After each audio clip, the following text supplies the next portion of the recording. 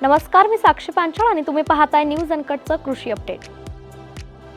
जुन्नर तालुक्यातील विघ्नहर सहकारी साखर कारखान्याने ऊस उत्पादक शेतकऱ्यांना ऊसाला चांगला बाजार दर दिला नाही तर कारखान्यासमोर तीव्र स्वरूपाचं आंदोलन केलं जाईल असा इशारा स्वाभिमानी शेतकरी संघटनेचे जिल्हाध्यक्ष प्रभाकर बांगर यांनी दिलाय।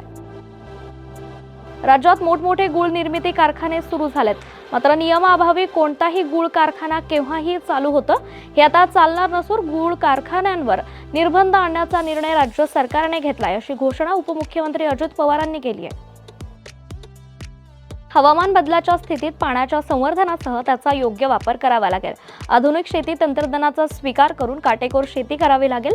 अन्न सुरक्षिततेतून विकसित भारताचं स्वप्न साकारलं जाईल असं प्रतिपादन राज्यपाल तथा विद्यापीठांचे कुलपती CP राधाकृष्णन यांनी केलंय।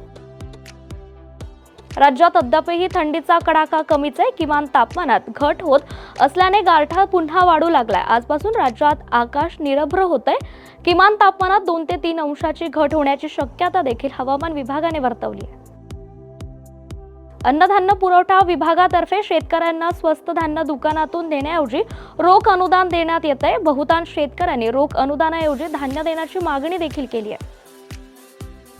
केंद्र पुरस्कृत पंतप्रधान सूक्ष्म अन्न प्रक्रिया योजनेअंतर्गत परभणी जिल्ह्यात एक जिल्हा एक उत्पादन अंतर्गत ऊस या पिकाची निवड करण्यात आली आहे। योजनेत जिल्ह्यात आतापर्यंत 13,81,00,000 रुपये रकमेचं वैयक्तिक कर्ज प्रस्ताव मंजूर झाले असून त्याद्वारे 189 लाभार्थ्यांनी उद्योग सुरू केलेत। काही महिन्यांपूर्वी 100 पार केलेल्या टोमॅटोच्या भावात आता मोठी घसरण झाली आहे। वाशीच्या APMCतील आवक वाढल्याने टोमॅटोच्या भावाने तळ गाठला असून गेल्या वर्षभरातील हा सर्वात मोठा नीचांक असल्याने व्यापारी सांगतात। APMC घाऊक बाजारात 9 ते 10 रुपये प्रति किलो विकला जात असल्याने ग्राहक खुश असला तरी भाव मिळत नसल्याने टोमॅटो उत्पादक शेतकरी आता हवालदिल झालाय। नाशिक जिल्ह्यात महाराष्ट्र राज्यातील सर्वाधिक द्राक्षाचं उत्पादन घेतलं जात आहे।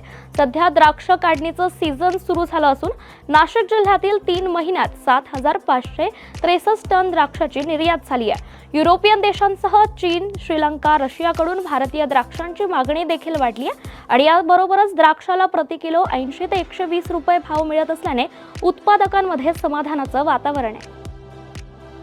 या बातमीसह वेळ झाली कृषी अपडेटमध्ये इथेच थांबायची। पाहत रहा न्यूज अनकट।